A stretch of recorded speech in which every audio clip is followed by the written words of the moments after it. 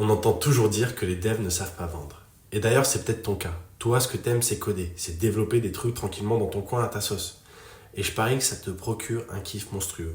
Seulement, on va pas se voler la face. Si tu veux tirer profit de tes créations, si tu veux être plus qu'un simple prestataire et moins vendre ton temps, juste construire des produits ne suffit pas. Ton problème, et le problème de beaucoup de devs, c'est que tu es excellent pour construire. Par contre, dès qu'il faut communiquer sur les réseaux, trouver des utilisateurs et les faire payer, là, tu es en PLS. Rien de ce que tu ne fais ne fonctionne. Et ça te frustre parce que soit ça te contraint de rester un prestataire toute ta vie, soit tu t'associes à un marketeur et tu pries que ça se passe bien et que ce soit pas un canard boiteux. Mais maintenant, si je te disais qu'à l'ère de l'IA, de plus en plus de devs deviennent presque malgré eux des cracks en marketing au point de faire encore plus de cash en solo que des petites PME ou des gourous LinkedIn. Tu le sais, l'IA est en train de transformer le métier de dev, mais elle transforme aussi les métiers du marketing. Ce qui, ironiquement, est une très belle opportunité pour les devs. Hello, je m'appelle Florent Turin, j'aide les devs à devenir de vrais solopreneurs et dans cette vidéo, je vais t'expliquer comment tu peux devenir un petit génie de la vente grâce à ce qui est peut-être la plus grosse opportunité financière en 2025, le vibe marketing. C'est quoi le vibe marketing? Le vibe marketing, c'est le marketing à l'ère de l'IA. C'est la fusion entre ingénierie IA et acquisition client, aka l'automatisation intelligente de tout le processus de vente. C'est l'équivalent du vibe coding, mais dans le marketing. Un mouvement agentique, encore prépubère et précurseur. Fini les tâches répétitives manuelles, fini les campagnes isolées sans intelligence, fini les things that don't scale. Le marketing classique est inefficient et rempli d'outils isolés. Un outil par besoin, typiquement un pour les mails, un pour les réseaux, un pour les landing pages, un pour les trucs, un pour les blabla. Le vibe marketing, lui, crée des systèmes entiers interconnectés où tout se lie, s'organise et s'optimise ensemble. C'est typiquement ce qu'a fait Alex Ferciso en 2023 avec Evercopy. Evercopy s'appuie sur l'IA pour planifier, créer et diffuser du contenu marketing sur tous les réseaux. L'agent génère des contenus textes et visuels, programme leur publication multiplateformes et pilote même les campagnes publicitaires en optimisant le ROI. Alex a créé Evercopy après avoir détesté faire du marketing de son précédent projet. Evercopy, c'est un exemple parmi d'autres de cette tendance. Et cette nouvelle tendance permet aussi l'émergence d'un tout nouveau job, le Go-to-Market Engineer. Go-to-market engineer, le nouveau growth hacker. Là où le gross hacking 1.0 était artisanal, le 2.0 est industriel. Marketer devient un métier d'ingénieur. On ne parle plus d'outils ou de hack, mais de workflow complet. Tu ne fais plus de campagne marketing, tu bâtis des machines à clients. Les systèmes complets remplacent les hacks ponctuels. La logique, les données, l'automatisation sont le nouveau standard. Et les outputs de ces programmes sont des leads et des ventes. Et tu sais ce qui rend tout ça possible? Des vrais outils de fous furieux. Une stack marketing ressemble de plus en plus à une stack technique. Avant, avec Mailchimp et Canva, t'étais déjà un boss. Aujourd'hui, avec les LLM, les agents, les API, les CRM du futur, le scrapping, les automatisations, ce sont des outils qui demandent de vraies compétences techniques. Une vraie appétence pour les systèmes complexes. Chose qui peut vite faire peur aux marketeurs. Alors que justement, c'est là où se cache la magie à l'ère des agents. Fini les outils en silo qui ne se parlent plus. L'ère des systèmes interconnectés commence. Un seul workflow pour gérer toute la chaîne de valeur client. Et dans la data, les lier. Quelques exemples, ce qui est possible. On a vu le cas d'Evercopy où tu peux démultiplier automatiquement un seul contenu, mais tu peux aussi faire la même chose avec N8N et créer des workflows d'agents qui vont te recycler par exemple une vidéo YouTube en short, en post LinkedIn, en thread X, etc. Un outil comme Clay te permet d'enrichir ton CRM en autopilote et du coup de faire de l'hyper-personnalisation grâce à cet enrichissement. Tu peux aussi générer des audiences, lookalike, pour les pubs en partant de tes meilleurs clients ou en scrapant les followers de tes concurrents. Tu peux également scraper des Discord ou des Reddit pour trouver les meilleurs sujets de conversation et générer les scripts et ton plan de contenu. Tu peux aussi générer des centaines de pubs en quelques heures avec Arcade ou la nouvelle update de ChatGPT et garder les meilleurs et en tester de nouvelles en permanence. Tu peux générer quotidiennement des articles SEO en automatique avec un agent dédié, c'est ce que fait John Rush par exemple. Tout ça là, ce sont juste des exemples qui existent déjà. Mais on peut rapidement imaginer d'autres cas encore plus futuristes et pas si irréalistes. Des funnels de vente dynamiques qui s'adaptent aux leads, des séquences d'emails qui s'adaptent en temps réel au comportement sur les réseaux, des agences 100% autonomes de prospection, etc. Je t'ai fait une petite liste complète des meilleurs cas d'usage concrets du vibe marketing, on en reparle un peu après. L'avantage de fou pour les deux. On l'a vu, comprendre une API devient presque un super pouvoir marketing. Alors que pour toi, c'est le b.a.-ba. T'es donc déjà bien placé pour créer des workflows intelligents. Mais ton unfair advantage va bien au-delà de ça. La complexité de la personnalisation. D'abord, il y a toute la complexité inhérente au business. À l'instar de leurs clients, chaque business est unique. Le besoin d'acquisition est très personnel. Il nécessite donc une approche sur mesure. Tu peux pas déployer un workflow comme on lance une machine. Tu as forcément de l'intégration, de la gestion de données, de la personnalisation à mettre en place. Autant de barrières techniques qui rendront la vie dure aux marketeurs pure souche. La data science au service du business. L'analyse de données devient centrale en marketing. C'était le cas avant, ça va l'être encore plus à l'ère du marketing agentique. Ton approche analytique et tes connaissances Python te serviront forcément dans ce nouveau paradigme. Tu sais déjà extraire de la donnée, du sens et des insights.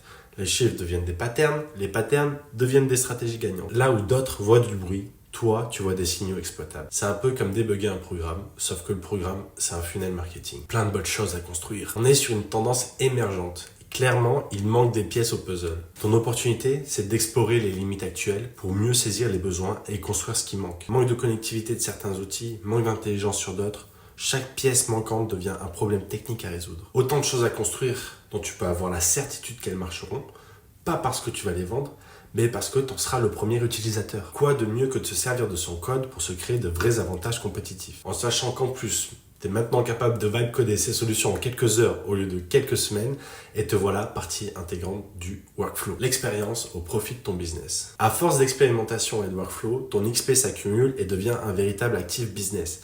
Chaque solution devient un module réutilisable que tu construis progressivement.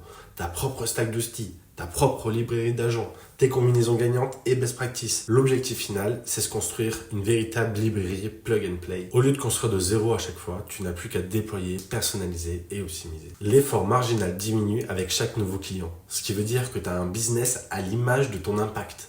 Ultra scalable.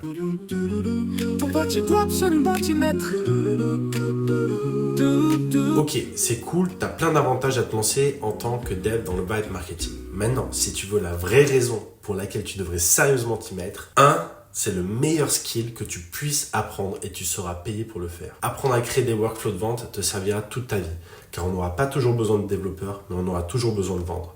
Donc si tu craques le vibe marketing, tu as un business infini et tu pourras toujours t'en servir pour distribuer tes propres créations. Ajoute à ça le fait que la demande en Go-to-Market Engineer explose alors que l'offre est encore quasi inexistante et tu as pour moi le meilleur skill à apprendre en 2025. 2, c'est très simple à vendre pour se lancer. Je t'amène des clients, c'est sûrement la meilleure proposition de valeur que tu peux offrir. Pour la bonne raison que c'est un problème commun à toutes les boîtes.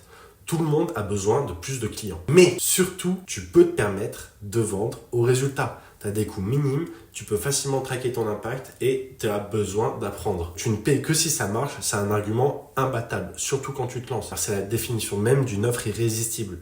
Pas de risque pour le client, pas d'effort supplémentaire, juste la possibilité de faire plus de sous.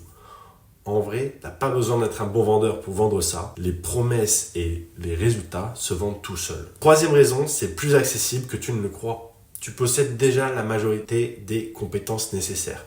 La partie technique est la plus complexe et tu la maîtrises déjà. Il te reste la partie marketing où tu es peut-être encore un peu bancal. Mais devine quoi, l'IA peut t'aider de fou dans cette tâche.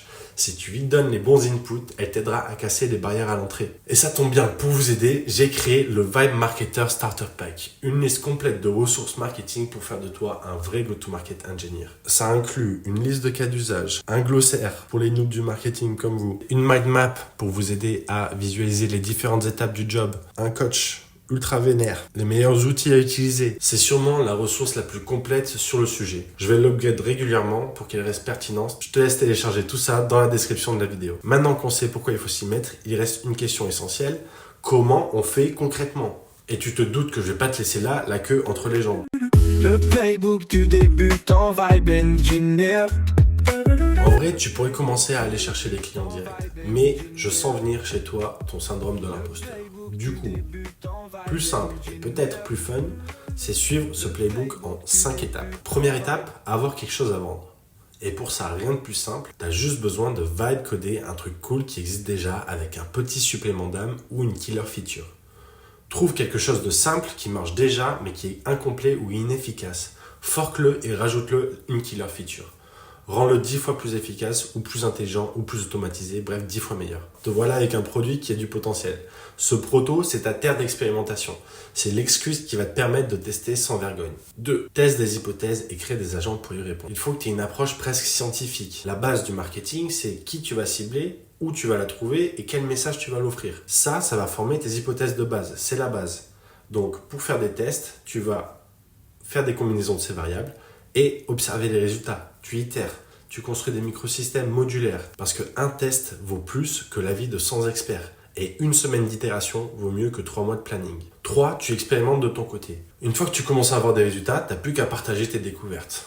Donc tu vas distribuer gratuitement des workflows ou des agents contre un like ou un email. De cette manière, tu peux te constituer une liste de prospects qualifiés tout en gagnant leur confiance. 4. Une fois que tu commences à avoir des prospects, il est temps de les convertir en clients. Et pour ça, rien de mieux que de commencer par être payé au résultat. Tu me payes que si je te ramène des leads. De cette manière, tu as 100% des intérêts qui sont alignés et tu as zéro friction à l'entrée. Cette approche te permet de signer rapidement, de récupérer de la preuve sociale, de te financer la R&D et de devenir meilleur en te concentrant sur l'impact. C'est tout bénef. Et la 5e étape, c'est que tu recommences jusqu'à trouver des clients. L'itération et la répétition finissent toujours par payer. Tu recommences l'étape 3 et 4 en boucle. À force de faire, tu vas observer des failles exploitables ou des patterns cachés. Peut-être sur des sous-segments spécifiques, peut-être sur des workflows en particulier. Quelques derniers conseils pour bien vibrer. Comme d'hab, niche-toi, c'est un truc que je radote en permanence, mais vraiment spécialise-toi. Plus c'est précis, plus c'est crédible. La niche réduit la concurrence et elle justifie des tarifs premium. Tu as plusieurs manières de te nicher, soit tu te niches par type d'acquisition, organique, ads, prospection. Donc chaque type d'acquisition vient avec ses spécificités. T'en choisis un et tu le domines.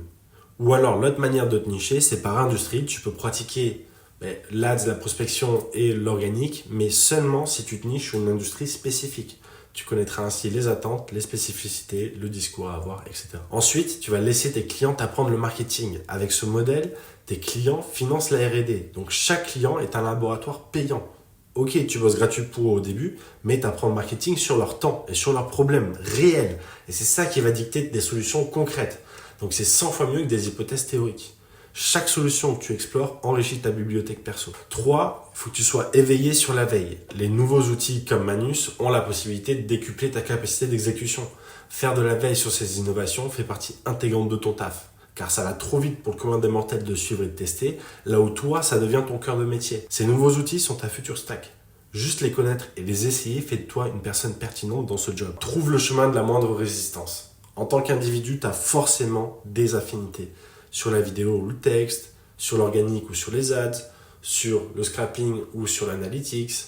Choisis les solutions les plus simples à implémenter pour toi, où tu as une appétence naturelle ou moins d'efforts d'apprentissage. Commence simplement au début et tu pourras explorer par la suite beaucoup plus en confiance. Enfin, apprends les bases. Je te le dis, mais ça paraît évident, apprends les bases. Comprends les principes fondamentaux de la vente et du marketing. Pourquoi les gens achètent? Qu'est-ce que le copywriting? Qu'est-ce qu'un funnel de vente? Quel est le rôle de la psychologie dans la vente? T'as pas besoin de devenir un expert sur tous les sujets, juste de parler le langage de tes clients. Et pour ça, le petit glossaire marketing que tu trouveras dans le Vibe Marketer Starter Pack va bien t'aider. L'IA n'est pas bonne partout et l'humain est vite dépassé techniquement. Toi, t'es juste le pont qui pondère les inputs et pomponne les outputs. C'est tout pour aujourd'hui. Donc oui, si t'as pas compris, les devs ont une carte de fou à jouer. Ils peuvent enfin exceller en marketing. Et quoi de mieux que de disrupter les teubés d'écoles de commerce et remplacer ceux qui pensaient te remplacer avec l'IA. Je te laisse là-dessus, oublie pas de t'abonner et de récupérer les ressources en description. Si tu veux speedrun tout ça, prends un appel avec moi. Et sinon, let's go Vibe Marketing!